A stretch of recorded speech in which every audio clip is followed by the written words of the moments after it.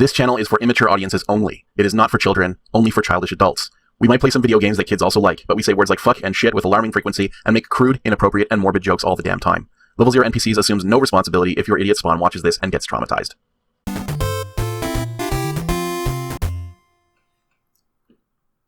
So yes, I sent you 3 of my favorite episodes of 1-800-HOT-DOG. Nice. Yeah, I'll check them out. So, yeah, I mean, they're not all that good, but yeah, those are different. Like, all those ones are just, I can't even believe that these things exist, and it's amazing. Like, one of them is, like, the second one that I listed was this bizarre, kind of like game show almost, but the host is, like, Princess Anne and one of the other royals. I can't believe this got made. And they have, like, Meatloaf on it, and they have, like, some, you know, pretty good retired football players on. It's just the most absurd thing I've ever heard of. And then the third one is the Todd McFarlane episode, which is just, I think you guys would appreciate that one. Because I remember that time when Todd McFarlane was putting out all these shitty takes on stuff. And it's kind of incredible how bad they are. And they're accompanying little comic books. And the first one is probably the best one. That's why I led with it. It's this ridiculous, like this insane man who, for some reason, has equated virility with how strongly you can piss. It's I don't know where he got this idea from, because it's not, you know, popular. I don't think to think that. If you piss hard, then your dick is powerful. Yeah. Yes, I just don't know. Like, you know, I mean, I'm guessing that's the whole ethos. Well, right yeah, there. but I mean, it's such a weird, like, because why would you anyway? But yeah, so it's kind of a whole thing, and he did another follow-up infomercial for like a different product that's basically the same product, but he just tries to repackage it. And to help you piss harder. Yeah, it's basically Nice. he's trying to sell you supplements to make you piss harder, and it's just like, because that's supposed to be about virility, but I don't know why he just doesn't go with the harder part and not with the piss part. It doesn't make any sense. Yeah, that's very strange. The only possible correlation I can think of is that I gather like pelvic floor health is meant to be good for erectile function, and probably it is also good for like Pissing, pressure. I mean, urine allegedly, stream force. It is. They do recognize or recommend that for sort of male virility that you also practice like Kegel exercises. But why did he add a step? It's like he added a step. Yeah, I don't know about the pissing thing, honestly. Like, if you piss hard, you come hard. It's like, amazing. You just, I don't know. like that one is the one. Like, if you can only listen to one of them, you got to listen to that one. It's the most insane thing I've ever heard. And this guy who's completely earnest, and he tells these completely made up anecdotes of just getting humiliated in a movie theater because his pissing is so bad that he wets himself. Nice. It's incredible. Nice. It's incredible. We're not going to put this in the episode. We might. You never know, but.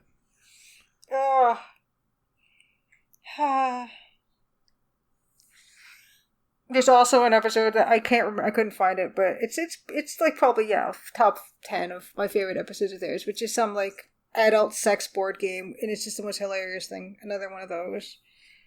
Nice. Where it just seems like it was made by aliens. So it's basically Sean Baby's old website. Yeah. In podcast format. That's no, they do podcasts, but they also do a lot of writing. So like they actually have 1-800-HOT-DOG. The basis of it is like still writing. They come up with articles every day of the week, and then they also have a Discord that I think is pretty active, and they watch, you know, they do watch parties of movies and stuff and discuss it. Like, so it's Patreon, so I guess, you know, with different Patreon tiers you can like do certain different stuff with them potentially.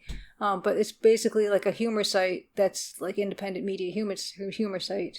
And they have some really incredible people on as guests, and the stuff they find is amazing. Yeah. So I recommend it. It's nice.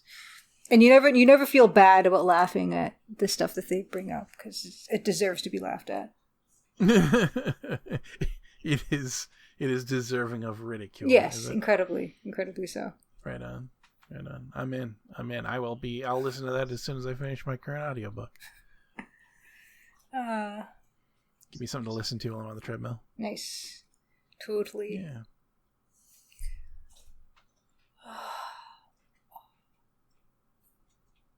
I'm not invested in like going on to the next book in the series, but it hasn't gripped me the way the last series I was listening to. What book are you reading? Listening to? I'm listening to, the first book in the King Killer Chronicles by Brandon Sanderson. The Way of Kings. Yeah. I've never read it before. Never read him at all. Yeah, it's interesting. But yeah, it's just not gripping me. I listened through the entirety of the Expanse series prior to that, so and that really kept me interested. Okay. So. Have you ever tried the show? The show? No, I'm not familiar. The Expanse. Oh, the show of The Expanse. Yeah, I watched the whole thing. Yeah. It's all right. It's all right. The acting it feels very Canadian, the acting, and I can't even explain it. It is very Canadian, like every sci-fi show except for Star Trek.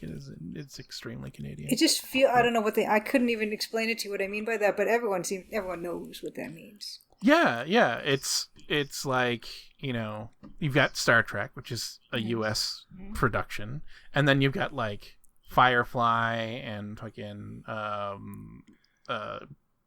was going to call it Encyclopedia Britannica. Battlestar Galactica.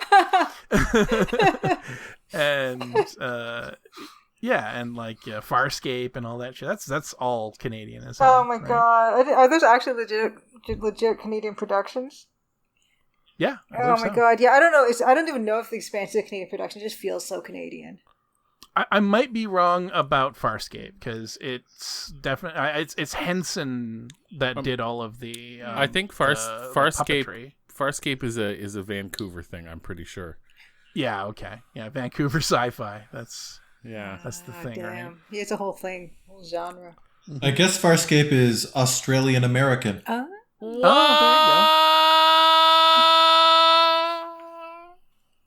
According to Wikipedia. There you go. Yeah, I felt like I might have been wrong on that one. Dark Matter, very Canadian.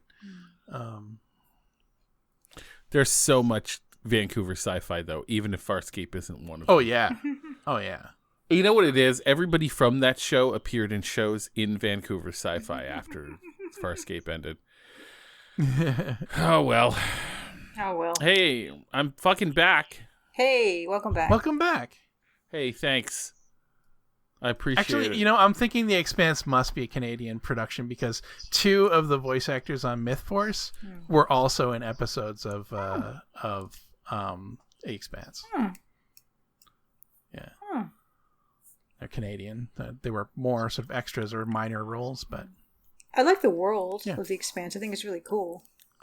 Yeah. It's sort of hard sci-fi. Which it's nice. I like until all the alien shit happens, but the hardest of sci-fi. Yeah. So it's a mailbag episode. Hello, everyone. Welcome back. As tradition dictates, we are not going to be playing a whole lot of the episode. I'm not going to be playing the game this episode. It's going to be mostly a static screen there, and our buddy Greg logging in to play Bejeweled 3 in the lower right corner. But we'll be answering all of your Crimson questions that have piled up over the last at this point few months. Piled up. So, God, if that were only true. If that were only true. There have been a few. There's questions from episode 4 and onward. That's true. Questions and comments. Well, that's okay. That's true. We got plenty to talk about it because of the Halifax thing. Well, actually, maybe we should start with that because we had our first. Yeah, do we want to? Our very first annual Level Zero Con. Level Zero Con, yeah. Here in Halifax. Julia flew down from somewhere Ontario, and we had a great time. We certainly did. What do you think of Halifax? I've always thought it was beautiful. It's a beautiful city. It's got gorgeous architecture. It has a mixture of like cute little houses that are so cute, and then this wonderful cement brutalism that I also think I really love from like the 70s. I just love that stuff. And yeah, like some nice green areas in the area I was staying, and the hilliness is nice. It's a very scenic place, and I love the fact, it's on the ocean. Like Toronto's not on the ocean; it's on Lake Ontario. It's really a nice place. Good seafood, beautiful views and all kinds of places. I've always been quite fond of Halifax. Yeah, you live in a very pretty place. Well, yeah, we like it sometimes. Mm-hmm. Sometimes. Yeah, no, we first met up with Julia on Wednesday night for the Sean Paul concert. Yes. At the Scotiabank Centre, I think it's called. Everybody everybody here still calls it the Metro Center because that's what it was for years. Metro Center. But Scotiabank, whatever. They did it everywhere. I guess that's what it's called now. But like every fucking sports arena remaining in the world, it now has a corporate sponsor and therefore has a shitty name. I don't think banks should be able to buy things like that. That seems shitty. Anyway. Honestly, I think just a corporation owning a public space like that that isn't actually directly affiliated with them feels kind of gross to me. It'd be like the Scotiabank Library or something. It it just that sucks. And you lose so much culture that way. There's there was a sports arena in San Francisco that used to be called the Cow Palace, and now it's I forget who owns them now. Didn't we talk about this Farmers Insurance something or other or something like that? Yeah, some bullshit like that. Yeah. It's stupid. I don't like it. Nope.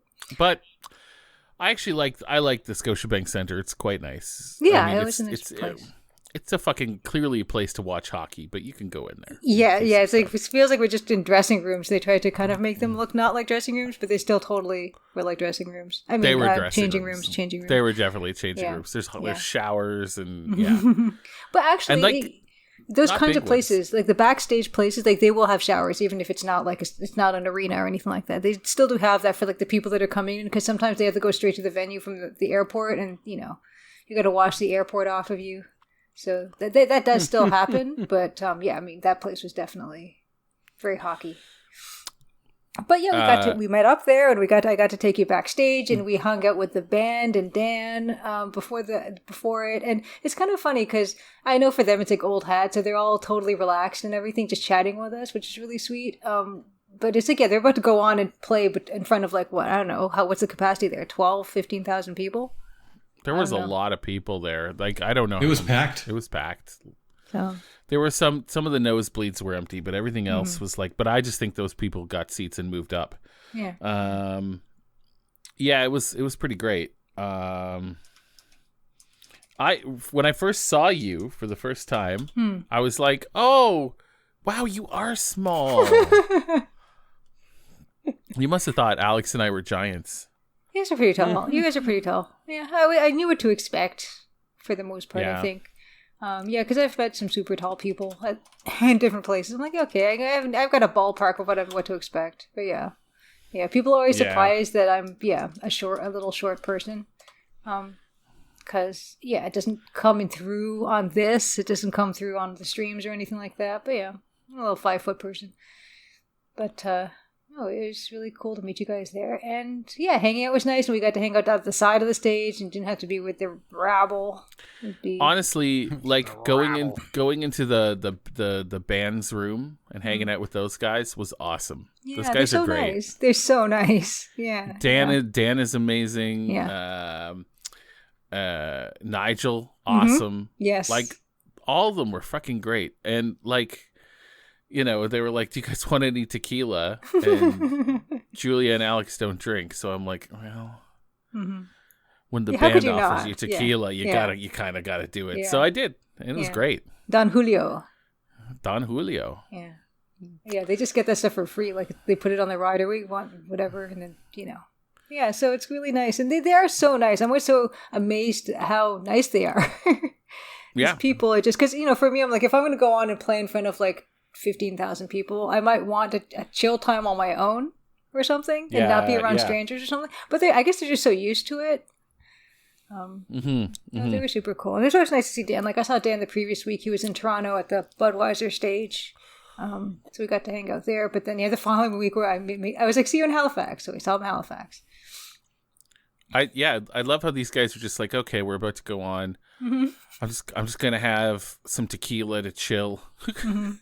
It's so rock star. It's so cool. Yeah. Yeah. And then you see them up there, and they rock for like, I don't know, hour or whatever, hour 20 or whatever, however long they did it. And then they come backstage at the same thing. It's like nothing happened. Yeah. And there was that 20-something girl that tried to hop the thing and get me to, because she thought I was security. Yeah, she attempted to seduce Matt to get backstage. Wow. And like, to be clear, we're not standing far from Matt. We're adjacent to him. And this girl hops over one railing.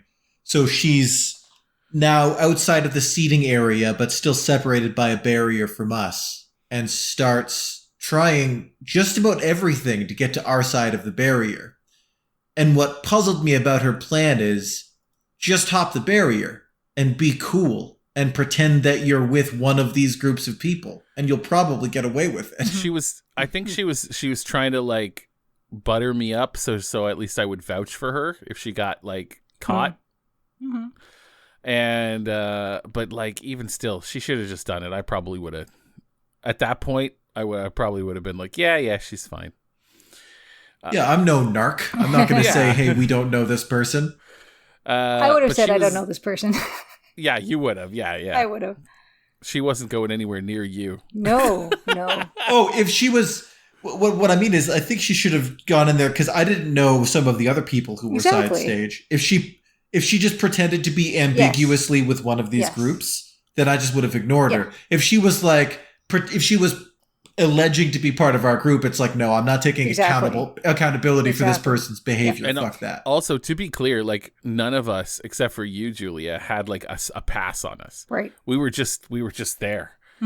But you had tickets. You had tickets. But we had tickets, but the security never asked for them. Security was always just like, oh, these guys are back here. They must be cool. Well, exactly, because they don't know any. Like, it's like a movie or something, right? Like, if you just walk purposefully and you flash something at them, they don't know. And it's like, tomorrow there'll be something else in here. Somebody else in here. So, if everyone seems cool, then it's cool.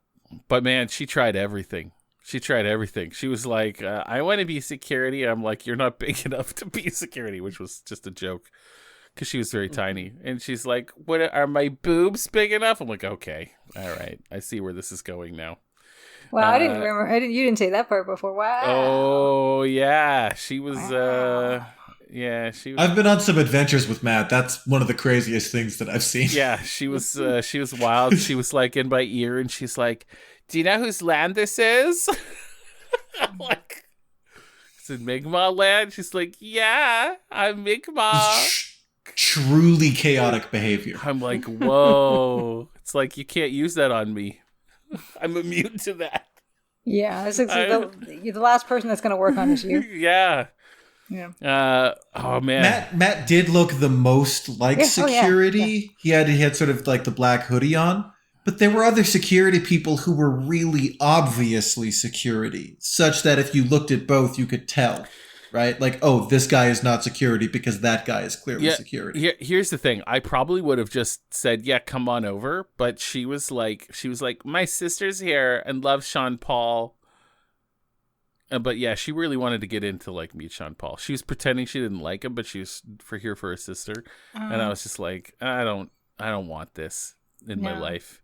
If it was just you, I might be able to do it, but But guess who got to see Sean Paul after the show? Yeah, not her. Not her. But we did. Yes, we got pictures and everything. You just elbow your way in there and just to get that picture and elbow your way back out. It was awesome. The concert was over. We were all sitting in the back. I need to just preface this by saying like none of us really cared about Sean Paul. No, Not I really. understand. I get it. Yeah. He was great. He did it. He did what he needed to do. He was awesome. The freaking crowd loved him. Yeah, it was a great show. And when we met him in person, I thought it was a very sort of nice, warm greeting for someone who was just He was a good guy. He was probably like tired, right? Like, yeah. Mhm. We went into his work day. Yeah, we went into the back of the dressing room. There was, there was pot smoke everywhere. Booze was being passed around. It was it was real chill. And there was a lineup of people, and Julia's like, "Do you want to go meet Sean?" And I'm like, "Yeah, let's go." And she just like, "Whatever, fuck the line." Took us right to him. Well, Nigel took us into the room because I didn't know which room it was. That's so Nigel, true. who is That's the true. first one of the keyboardists, so Dan is one keyboardist and Nigel's the other one. And so Nigel like led us over to where Sean Paul was and led us right into the room. Like I didn't even see the line. I just thought it was a crowd of people lingering. I didn't know that there was an actual line. And I think maybe the line was just forming at that time, to be fair. But yeah, Nigel just led us right into the room. And so like we're here already, so we might as well just, there he is. So we're just going to do that and, make it quick. It was awesome. I knew that we were going to be quick, and some people are going to want to linger and have a conversation with him and stuff. And I knew that, that's not what we're going to be doing. We just want to get in and get out as quick as possible, really. So, it was awesome. Yeah. It was so cool. And he's nice. Julia, like, it's funny. you were so badass. Just like you knew what to do. Well, I've been to these before. Like this is that one might have been my 5th or 6th time I've seen Sean Paul. And the thing is, for me, I was actually a fan of Sean Paul before I even knew Dan. So for me, I actually did care, and I actually know the songs and everything. So for me, it's always really cool to go to see Sean Paul and see Dan now, because that's now a thing I can do. And so I kind of know how these things go in terms of I don't get me wrong. Like I liked Sean Paul back in the day. Mm-hmm. But I haven't really been keeping up with his career, and that's he's been doing all kinds of stuff. Like he did a collab with Gwen Stefani. He did the Beyonce, thing. He did something with another big name person. Was it Dua Lipa? He also he had a freaking commercial on the VMAs the other night. Oh, I didn't even know that. Yeah, he had a freaking, what was it? Was it a Burger King commercial? Oh wow, cool. Yeah. So, and he was on this billboard, and I'm like, wow, I touched that guy. He was sweaty. Yes, he was sweaty. Yeah. Yeah. That's pretty cool. That was awesome. That was a fun night. I know, Alex, you didn't really know what Sean Paul was or anything, but that's... Yeah, I went in totally blind. It wasn't a lack of enthusiasm or anything. I just don't really know from music at all. So I wouldn't know any musician we were going to see. But I thought it was a really cool show. It was a very unique experience too. It was great. And meeting the band, it's kind of like meeting any artist, right? It's really neat to meet the artist and then see their art. Oh yeah. Oh yeah. So like meeting the gang and then watching them perform was really cool. It was awesome. I feel like that might be the sort of purest form of interaction with an artist, like going in there, meeting them, kind of figuring out what they're all about, and then seeing their art performed. Yeah, right? totally. Julia and I actually walked through the gallery where I described that one guy's painting as nothing, and then he emerged from the woodwork, and we went to that talked to him about it. Yeah. He didn't reappear, and I also wasn't describing any of his paintings as nothing. No. So he was probably there, but self-satisfied, just listening to people enjoying his work. Yeah, I didn't conjure him in the same way. Yeah. We did go to the second wing where they have sort of there's a whole second wing that I didn't go to on my first trip there that I wasn't aware of, and after going through that second wing, his stuff is a bit nothing. I mean, You don't want to say anything about another artist, but well, you can't really. It's hard to compare that against Alex Colville, who is this incredible legend of Canadian painting. Yes, this Gustave Doré 1600s painting that they have this incredible mountain painting scene. That might be my favorite thing in the whole gallery. Yeah, it's really kind of hard. You can't. It's like apples and oranges, Yeah, or the history of colonialism in that giant painting. Yes. Like that blew my mind when I saw that. I'm like, that's an incredible painting. That's incredible. It's incredible. Yeah. But that guy, I don't know. It's fine. No, it's fine. I'm totally glad fine. they're. Yeah. Mitchell Weeb is the artist's name. And Ken Monkman is the artist's name who did the big colonialism painting, I believe. It's awesome. Yes, sorry. The gallery where I met the guy and had described one of his paintings as nothing. That guy's Mitchell Weeb. He's got a whole exhibit in Check him out. Yeah. If you like his stuff, buy some of his paintings. installation. Yeah, support the arts, you know. You know, And good for him. Good for him for doing stuff. Just because, you know, one of the NPCs thinks he's nothing doesn't. Not him as a person. Sorry, his work. Sorry. No, very nice guy. There's a couple of the pieces that he had there that I didn't care for. Yeah. And then on Thursday we recorded. What else did we do on Thursday? Did we do anything beforehand? We got Donaires. Donaires. Oh, we got Donaires. Donaires. Right. Donaires, then apple fries. Julie and I actually got the Indian place we had tried to order from during recording after we got back from Parsboro. So we did get a little redemption story there. Oh, nice. Yep. I actually ate that butter chicken wrap. My second butter chicken wrap. I ate it before leaving for the airport on the day I left. So I ate everything. Although I don't think I finished the apple fries completely, but I did eat everything else. Did you actually finish the pie? Yes. Oh yeah. I ate all of that. Like every single last French fry, the whole thing. Yeah, I ate the whole thing. Wow. Yeah.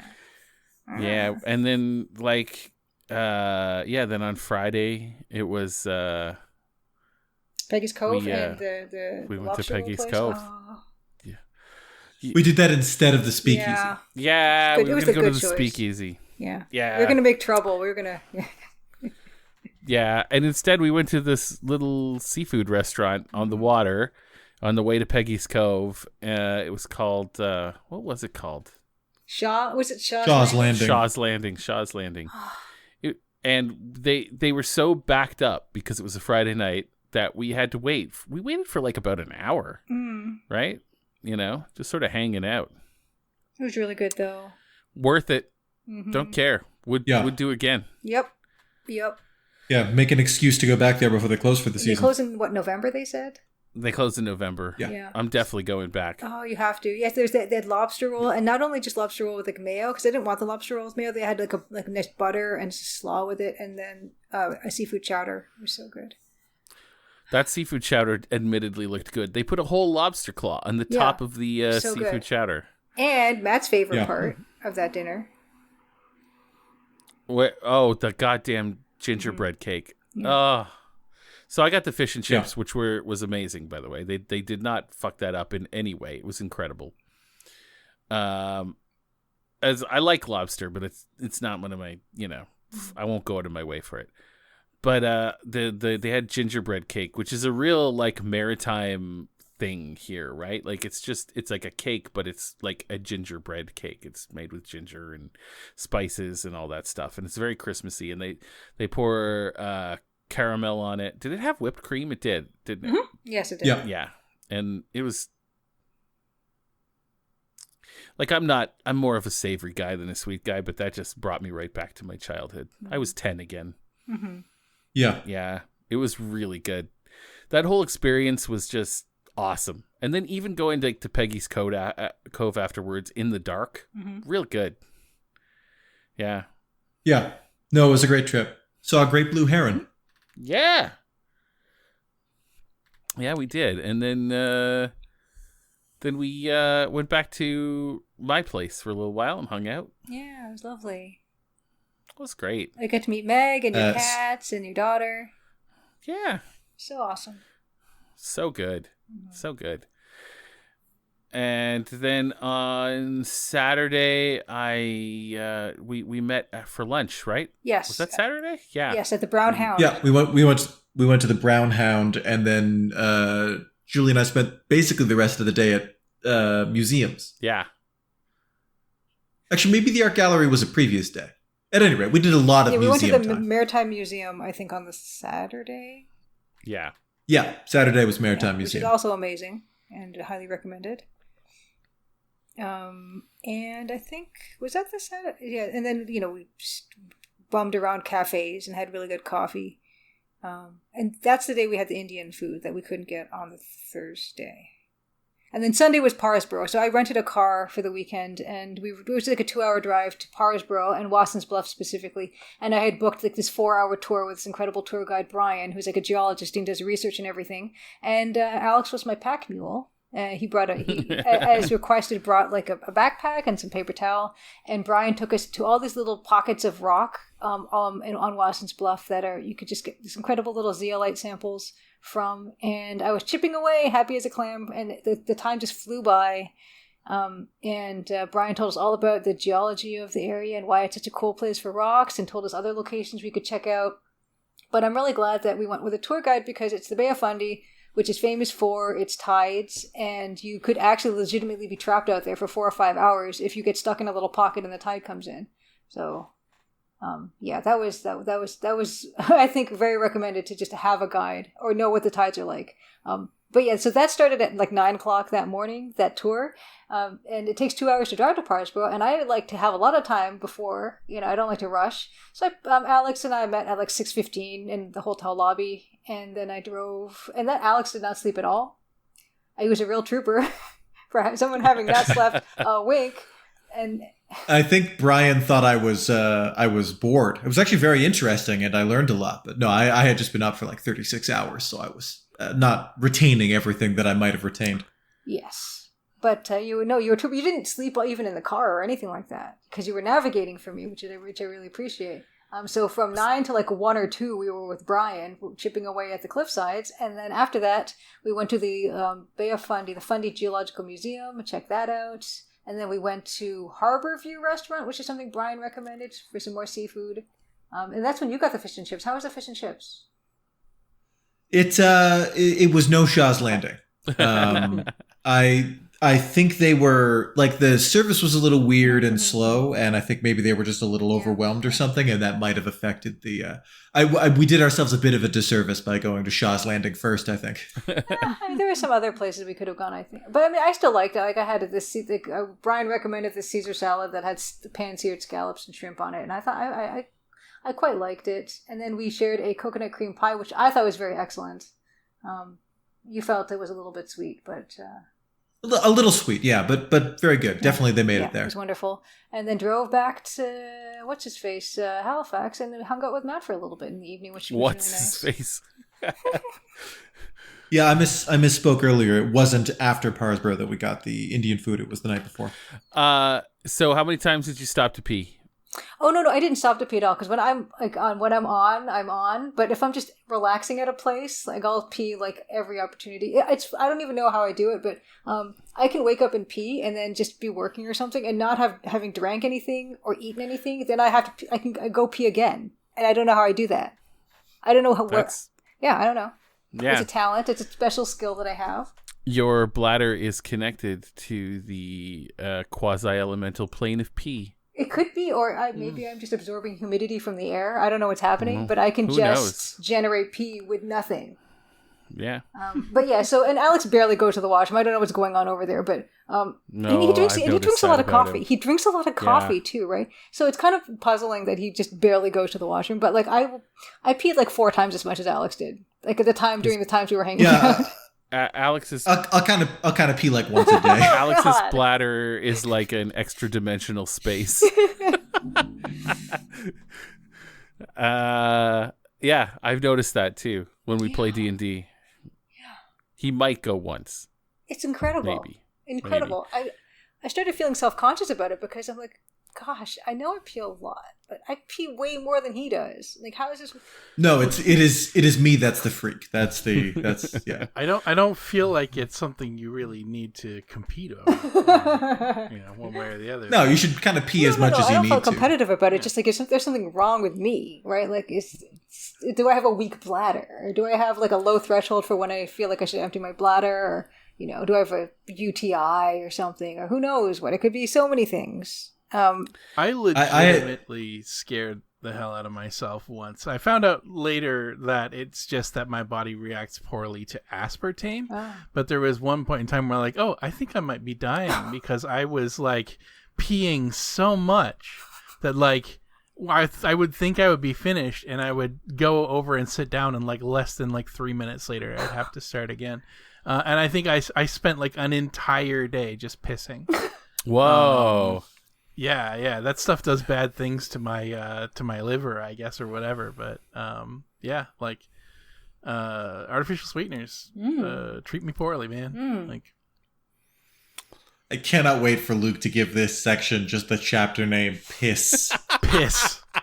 Yeah, that's gonna be the whole chapter right there. Yeah. Well, we got a. I didn't notice there was anything unusual about my bladder till one day I was at Matt's place for D&D, and I got up to use the washroom, and when I came back, he said something like, "Dude, you pissed for ages." It's like you just hold it in, and it's like poking a hole in a garbage bag full of liquid.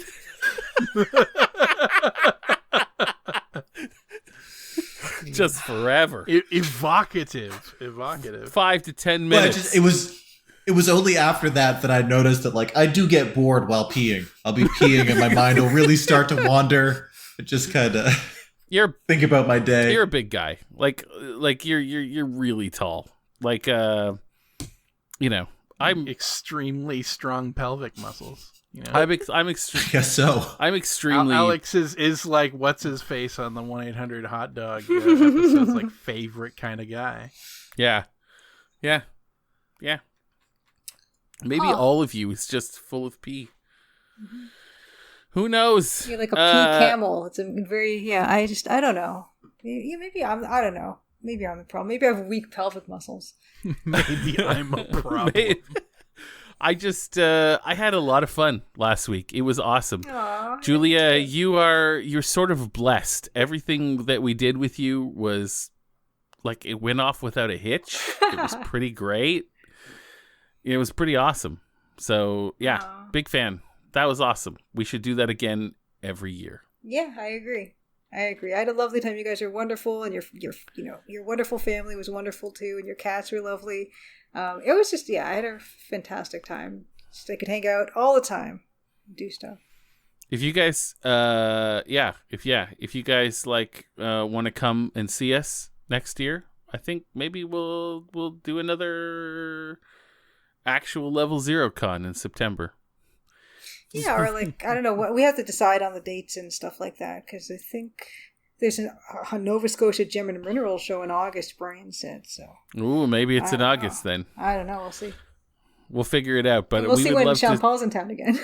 Oh my God, we'd love to see you guys. Just because there's so few of you that are actually listening to this. That, it's like inviting friends over.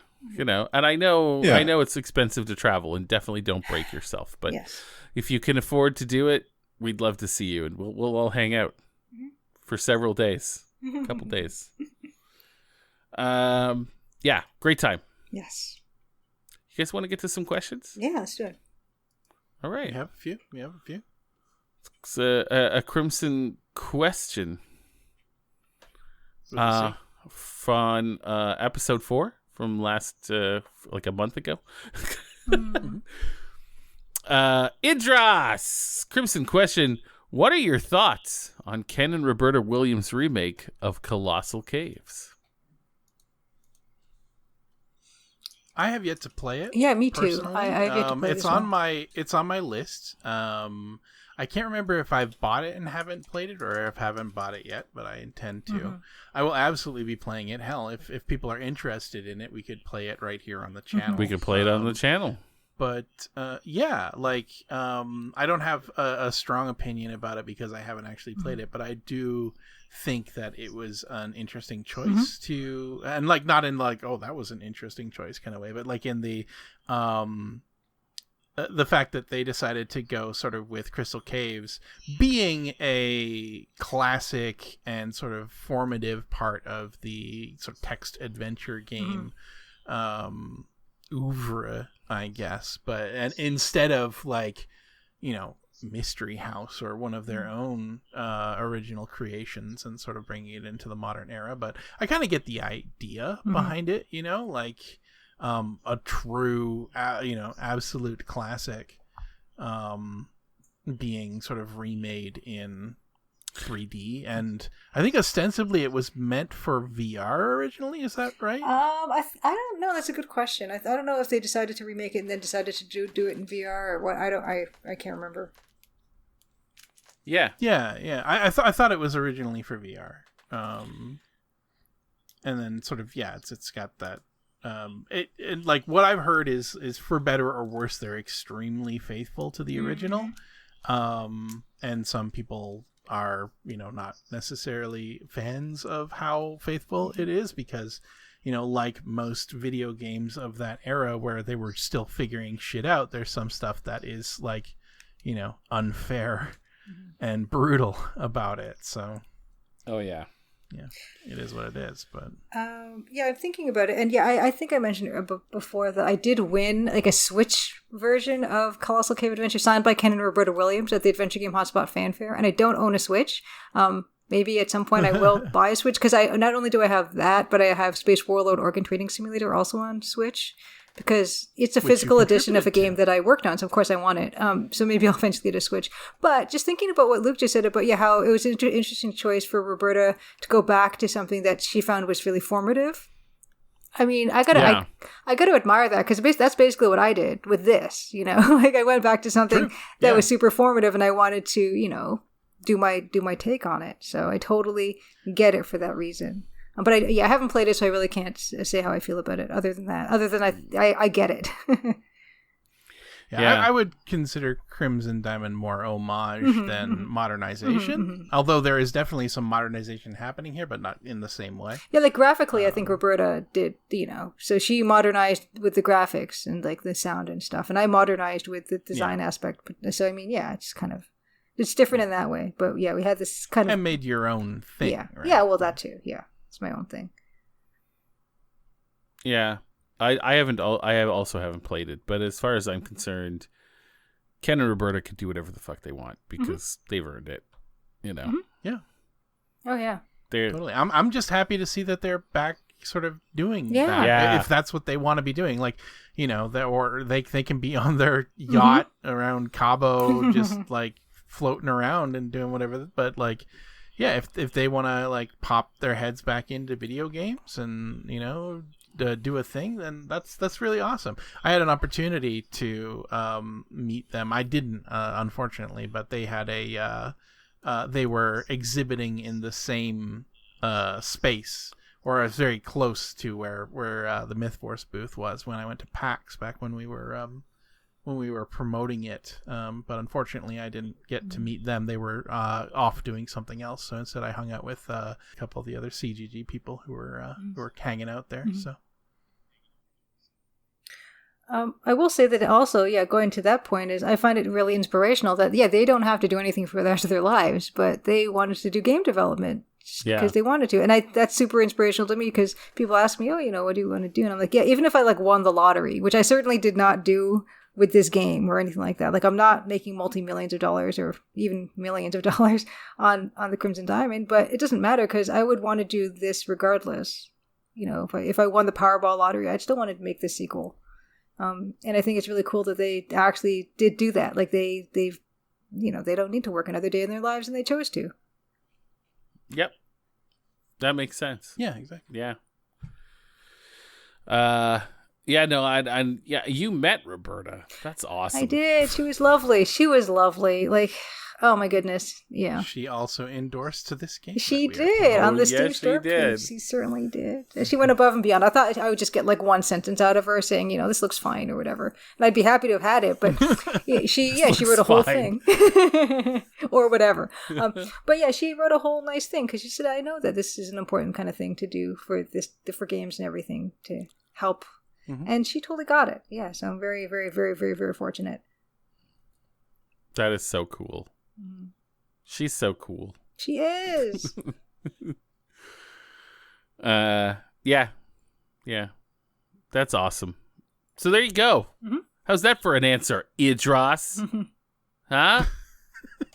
Hope you like that. Throwing it in Idros's face like it's a problem. Thank you for actually asking us a question. We have so few of them this week. Appreciate it.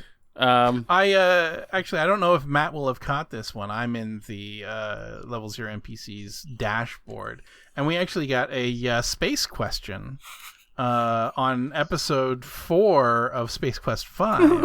Are you fucking kidding me? Yeah. 2 weeks ago, a new viewer by the name of Cyborian 007 or 007 asked space question. Can a corporation hunt a military commander / captain in space without repercussions? My guess... That's a world building. I'm thinking... That's a world building question. Yeah. Can they do it in Space obviously, Quest? Like a corporation... Yes. Yeah, they did it, well, especially in Space Quest. But I mean, like, yeah, they can hunt. Sure. Like, and I'm imagining, like, the repercussions are going to be based on how effectively you hunted your prey or your military commander / captain, right? Yeah. But if it's a question of legality, like maybe it won't be legal to do that because the military guy would probably, he's kind of a government worker or something. Well, it depends of how much being hunted by the corporation, right? Yeah, I just assume every future is a corporatocracy. I see. Also, I mean that's so true too, and also in a galactic sort of setting, who's military? Yeah, Mm-hmm. Who owns the military at that point? So yeah, there you go. I mean, who owns them at this point, right? Well, yeah, every exactly. There you go. Nat Almiral 3 weeks ago. Mm-hmm. 3 weeks ago. Mm-hmm. Alex seems to have a limitless supply of animal facts. Would you ever consider doing a series of animal fact cards with Matt and Julia illustrating and Luke providing the soothing voice of a narrator via a cassette tape? Huh. What animals should today's youth be familiar with? Should Luke also serve as the cartoon mascot of the series? Would they be those giant 4x6 cards or the Panini-style stickers you could put in a book? I was talking about Panini stickers today with my son, and he's like, that sounds so dumb. And I'm like, yeah, well, now that you mention it, I had a California Raisins Panini sticker book, and I would collect Panini stickers of the California. That's embarrassing. I don't want to say anymore. But anyway, there you go. Okay. Are sticker books just not a thing anymore? I think they're gone. What? You might be able to find hockey sticker books. What's a Panini sticker? What is this? So Yes, I too have questions about the Panini sticker before I answer this question. So Panini has nothing to do with like the press. Okay. The food. They are it's a company that has they had a night, right? As their thing, and Panini dealt with stickers, and they dealt with they would sell sticker books of properties, and then you would have to collect the stickers in little packs, and you would rip open the packs and you get the stickers, and then you put them in your book. Sometimes you get doubles and you'd be like, well, that sucks. Sometimes and then eventually your album would be completely filled with stickers. So it's just the name of the company. They're still around. Panini is. They have digital stickers. Huh. They mostly deal with sports stars. Yeah, I know. I'm just Googling it now, and it's bizarre. Yeah, but they have Marvel. I was not aware that Panini was still in business. They were huge at drugstores when in the late 80s, early 90s. I remember very specifically in 1988, 89 having a California Raisin sticker book and buying, and we would go, and every time we'd go grocery shopping, they would be at grocery stores too. My mom would buy me a pack of California Raisin stickers. Aww. And they were so goddamn cheap that it was just it was such a cool way to keep your kids quiet. And I would just I'd bring my album with me to the grocery store, and then I would just sit in the car afterwards and put them in. It was awesome. It was really cool. I haven't heard anyone talk about Panini stickers for years, but it was so weird. I wouldn't have been able to identify them as Panini stickers, but I have fond memories of sticker books as a child. Certainly, they used to have commercials on TV. I'm not surprised. Their whole tagline was "Stick with Panini." Alex, is this ringing a bell? Well, I definitely had sticker books. I don't think Panini brand ones as a kid. Honestly, the whole Panini sticker thing, Googling it feels like I, like Matt sometimes says, have jumped universes. It's so unfamiliar to me. It's like when Matt told me about Mask. Yeah, when I showed you Mask. Like, I wasn't born in the 80s, so it makes sense to not know every 80s cartoon, but it felt weird that I didn't know that one, and this feels a little like that. I've never been over fond of stickers. I always feel that when you put a sticker on something, you ruin two things. I do share that feeling. It's just, now there's going to be sticker residue if ever you want this thing off, and you can't use that sticker again either, so just boom, two things ruined right away. I sort of feel that way, which is why I like the albums, because it was like it would tell a little narrative, and the page would be set up in such a way that there'd be like a little narrative, and like there would be like a little caption underneath where you would put the sticker, and they would be talking about what's in the sticker. Like, I feel like sticker books are the one good use case for stickers. The only. Yeah, that's where it's supposed to go. Yeah, that makes sense to me. To answer Idras's question, I haven't considered that because that's unbelievably specific. Sorry, that was Nat's question. Yeah, sorry. Yeah. Oh, Nat, sorry. Skipped questions in my head. I haven't thought of that before, but I do love animal facts. Why don't you drop some animal facts? Yeah, drop one now, just for fun. I've probably mentioned this one on the show before, but it's a favorite. The anteater's tongue, the giant anteater, it's connected to its sternum directly. Whoa! Because it's such an important piece of artillery that the tongue muscle goes all the way down to the core of the animal for like the recoil of it. My favorite part about having ADHD is when you tell me an animal fact that you already told me, I will go, that's just as surprising and cool as the first time you told me. I completely forgot. That's awesome. If I have mentioned that on the show, it's probably not since the early days. Not for a long time. Plenty of time for people to forget. I also appreciate that the only thing that Nat can think of for me is tertiary shit, like the voice of the tape or the cartoon mascot. He has me pegged. Well done. You have two jobs. Is the soothing narrator on the cassette. Yeah, but neither of them are direct contributions. I love it. Oh, listen. Like, I think they are. I think they're pretty great. You know? That would be great. I love the cassette idea. Would they be 4x6 cards or I'd like to do a sticker album, honestly. We have a little book with animal facts, and you have to like buy the packs of animal facts and put them in. Yeah. Watch out, Panini, stickers. We're coming for you. I feel like at this point, Panini probably has hitmen that they might send after us if we start muscling in on their territory. Who knows with Panini? They'll kill us by plastering a sticker over our whole face so we can't breathe.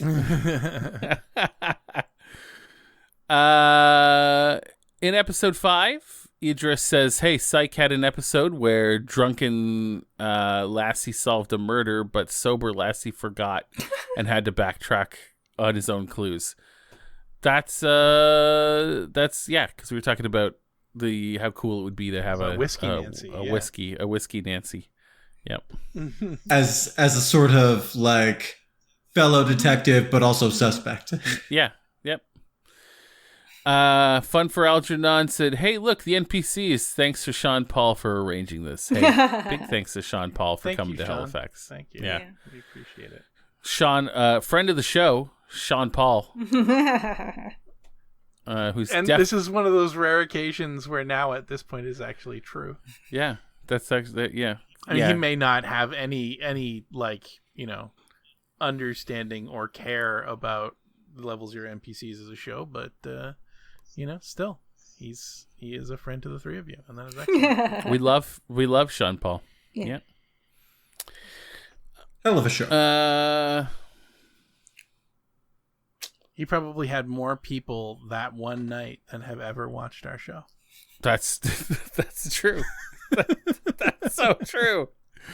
That is not a high bar, but that's okay. No. Hella rad username says the pixel art portraits are so good on these. And Julia, they really are. Aww, they're fucking great. Thank you. They're excellent. It's the one thing we haven't, laid on thick for this, but it is true. They're fucking amazing. All the art in this game is amazing. Oh, thanks. It's so good. I should point out, because I don't think Julia will, because she, for some inexplicable reason, doesn't like to, or I don't know if you like to or not, but certainly don't just toot your own horn all the fucking time. Julia is well known outside of this space for EGA portraits. Not only do you have your own there, but you were even contracted to do a bunch of the portraits for the Art of Adventure Games book, wasn't it? It was the limited run games Monkey Island anthology book that came in. There you go. So I did a the Monkey Island anthology, which the 30-year anniversary giant box. I have that. Yeah, so you got my. I don't have stuff. I got your art stuff in there. I was delighted to see art by Julia Minamata in this Monkey Island sort of classic anniversary set. Yeah, it was really cool to get to do that. Tim Schafer, I said Paul, but Tim Schafer and Ron, gosh darn, Grossman. Yes, Gilbert, and a ton of them, like David Grossman and all these people. So it was really cool to get to do that. And I can get to do something similar with the Legends of Adventure documentary. I'm going to be doing some graphics for that. So yeah, more of that. You're so good.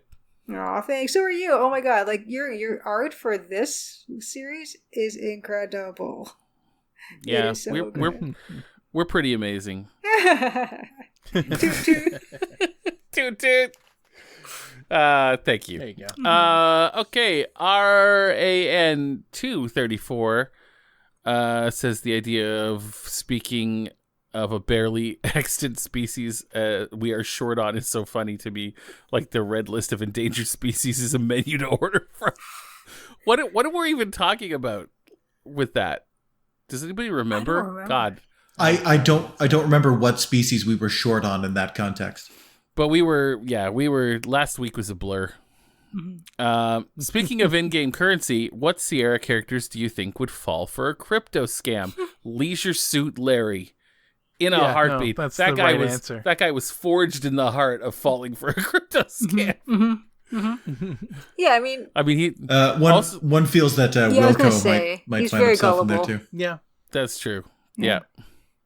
Either Larry Laffer or Roger Wilco would, I believe, fall for a crypto scam. But the second half of that question, and who would be the one to have been the one to set it up? Yeah. I don't know if he would have been the original setup of the crypto scam, but I would not at all put it past Larry Laffer to also get into crypto and try and mint some kind of NFT or something like that. But only after falling victim from it. Scheme. Yeah. Well, yeah, because NFTs and crypto are just a greater fool scam, right? Yeah. So he has to start his own to make back the money that he inevitably lost in NFTs and crypto. I bet Sonny Bonds would do it too. I think Sonny Bonds would fall victim to a crypto scam. Sonny Bones. Sonny Bones. He'd be talking to one of his shitty cop buddies, and they'd convince him to get into it. I think it would be hilarious if he made a cryptocurrency called Sonny Bonds. I should have seen that one coming. I did not. Yeah, he tells Keith how much he lost at crypto. Keith's like, mercy. Can't believe you lost so much, buddy. God. So yeah, I think Sonny Burns might be a little too straight laced for crypto. though. Yeah, Like, I don't think he would understand it. I don't Yeah. think he uses a computer except to look up crimes. No, more a bury his gold in his backyard type well, of guy. what I love about Yeah. this is like Larry and like Sonny would definitely 100% be like boomer age, right? By the time they do all this. So like, Yeah. not a lot of boomers are falling for crypto because they can't understand it. So, Mhm. and I mean that That's kind of as- why I'm thinking Sonny probably Yeah. wouldn't, like, but Larry would try to understand it and would absolutely get fleeced. Yeah, yeah. And I do mean that as insulting as possible. Not to mention that canonically, also because of the Crazy Bunch games, Larry was frozen at some point in the mid '90s and then rethawed in the 2020s. So Oh, That's the only way that's going to work. Yeah. or 2010s, I guess. I Probably. didn't know that. 20 That's real? Yeah. The whole plot of Wet Dreams Don't Dry and Wet Dreams Dry Twice, I think is the name of the second game, is at the very beginning. Basically, you find yourself essentially cryogenically frozen and then sort of like reheated in the 2010s. Aw. And so Larry is trying to navigate the dating scene of the modern day, with like social media and dating apps and shit like that. So Just think, Spivey. Every day we do this is another day closer to us playing Leisure Suit Larry. Every day is another day closer. I feel like we'll be able to make it palatable. Oh If my we made God, it of all the course way we through will. Open Oh, yeah. season. Yeah. And we have a comment. Oh my God, guys, from Game Channel 1271. Listen to this one. Fix the audio, guys. It isn't fun listening to someone whose voice is cutting out and then a timestamp. I'm going to listen to that. I'm going to go there right now. We're going to listen.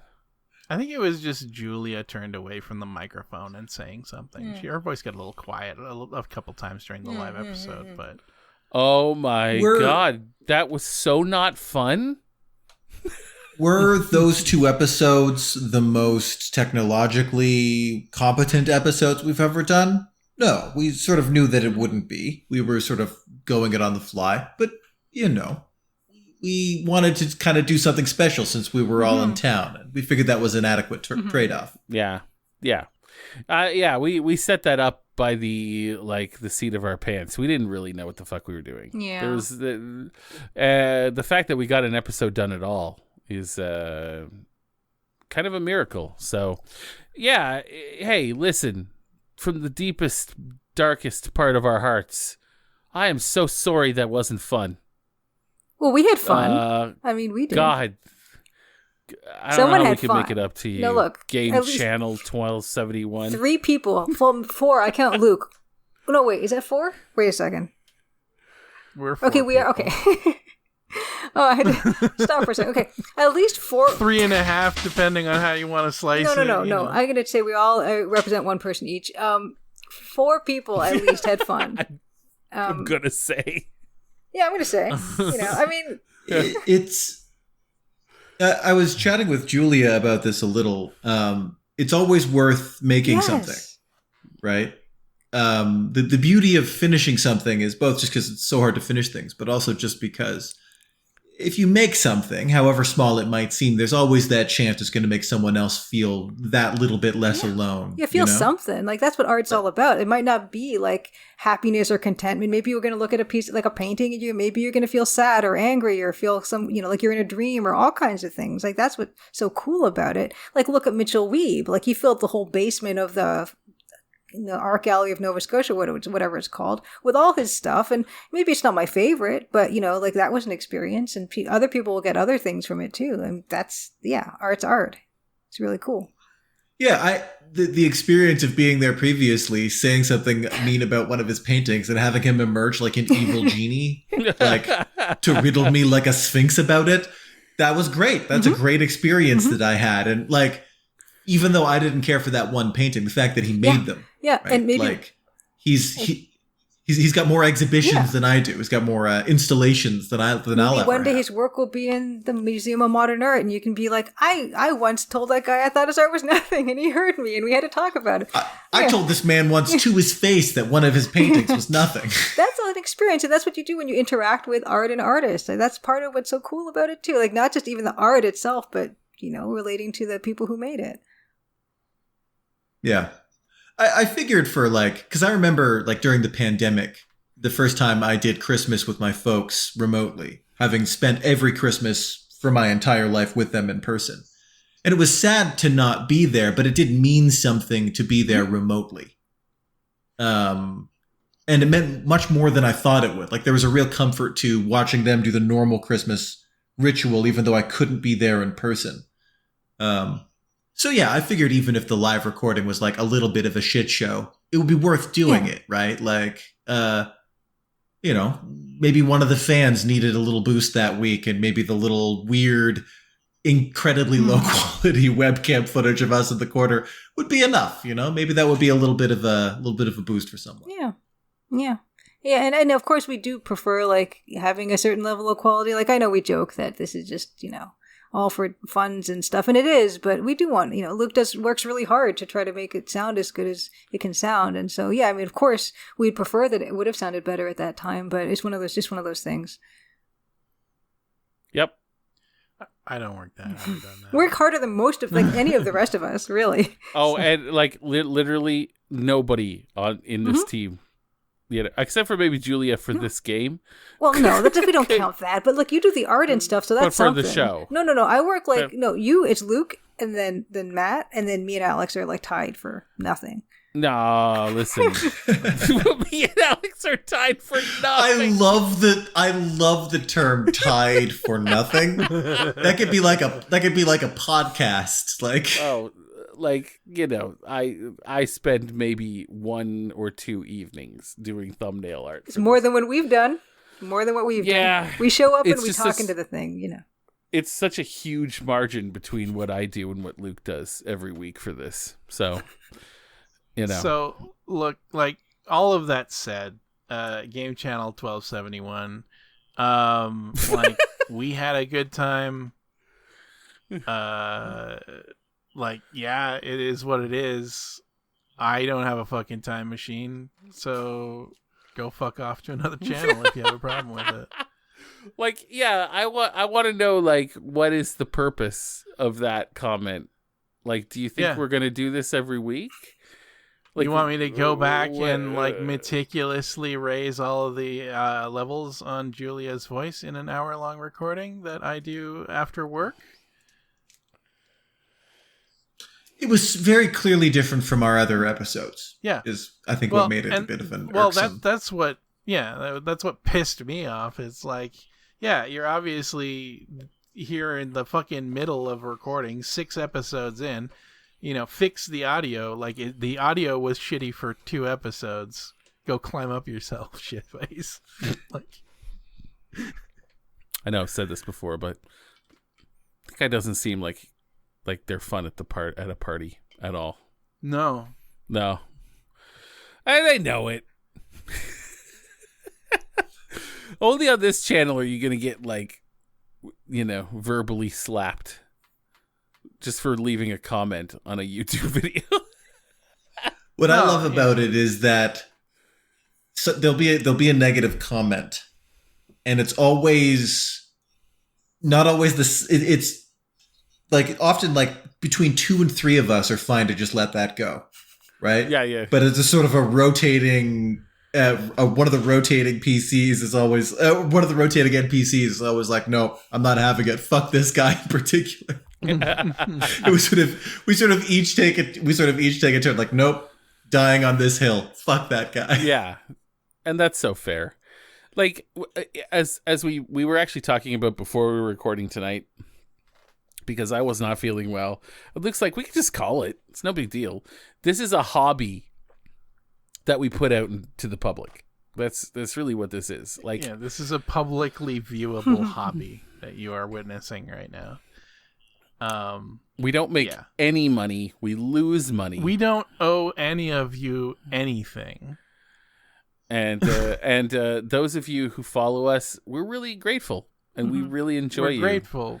I guess you could say we're really into you. Clear that I owe nobody anything. Yeah, but we don't owe you anything regarding this channel. Yeah, but we love having you along, especially those of you who like us. I greatly appreciate you being here. God, do we? And man, we're gonna have so much fun at Level Zero Con next year. My God, you know. I really need some of you to come who drink alcohol. I'm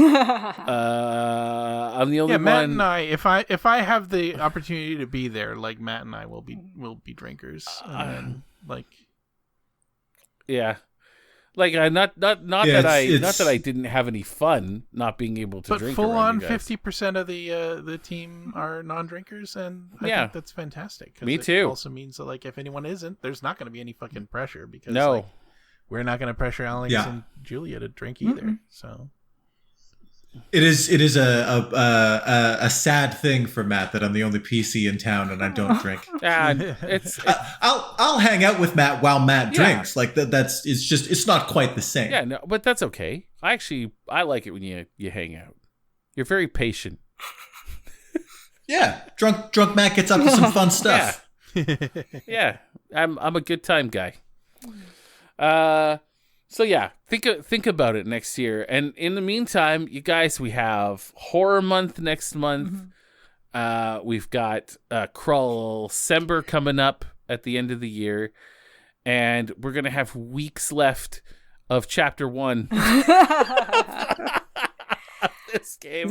We may be getting we may be getting close to the midway point of this is the world's slowest playthrough of this game. Like, absolutely, I have no doubt in my mind that that's the case. Yeah. This episode doesn't count, but yes. Yes. But if you don't watch this, you're not going to get like some of the inside shit. Like Julia gives us inside stuff. Yes, it's awesome. That's true.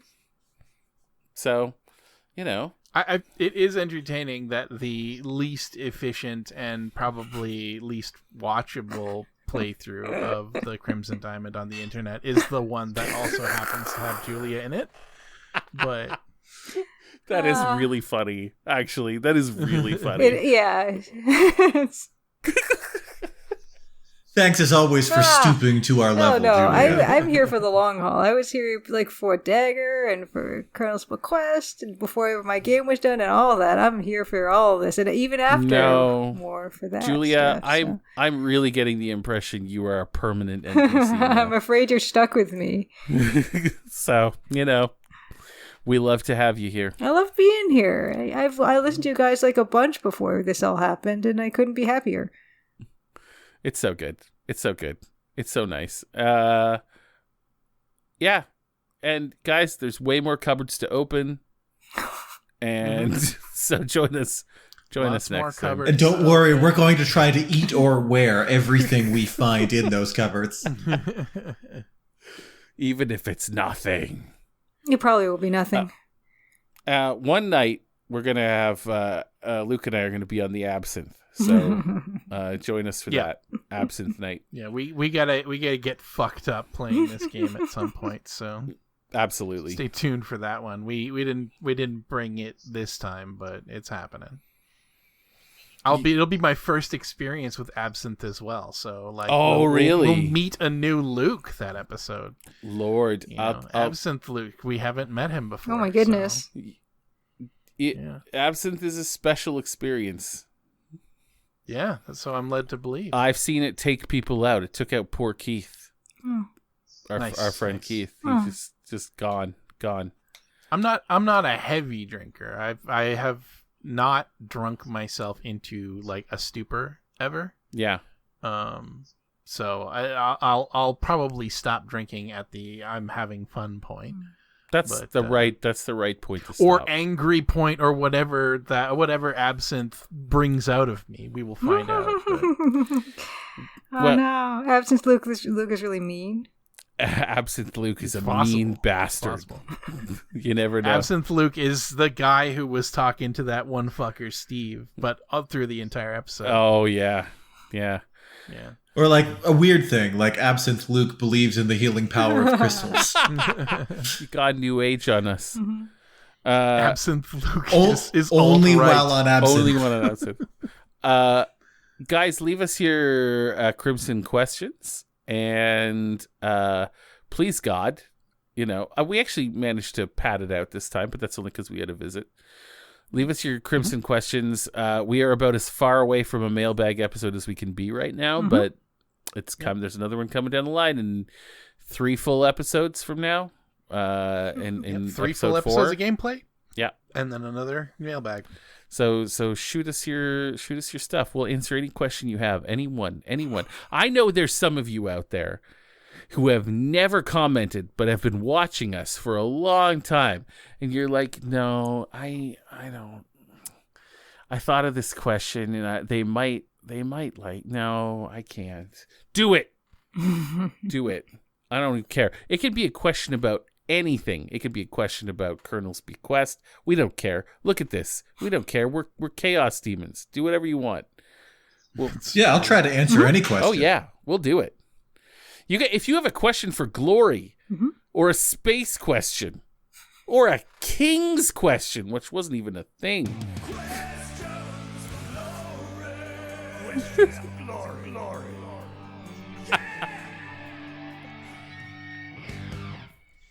Fuck, that's cool. That was probably really loud. I didn't turn the volume down at all tonight. So. No, that's fine. No, it's good to bask in needed it. Yeah, but yeah, any questions you want. Deep philosophical questions about life. Why do bad things happen to good people? You hit us up. We'll answer. We'll go for hours. We don't care. Yep. What have we got to lose? Mm-mm. We Nothing. care a little bit. Well, yeah, we do care. A little bit.